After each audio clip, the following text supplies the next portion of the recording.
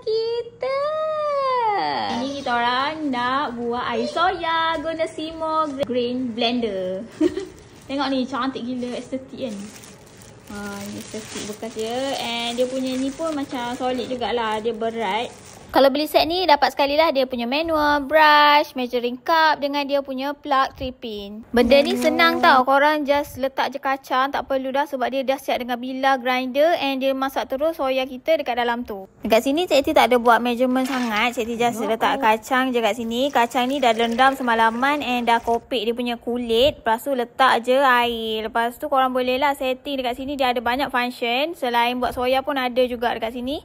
Just tekan dah siap dah. Terus boleh minum macam ni. Ataupun kalau korang tak nak minum macam ni, korang boleh tapis dulu pakai muslin cloth.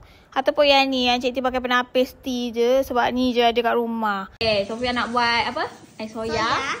Nak jual dekat bazar Ramadan tahun depan.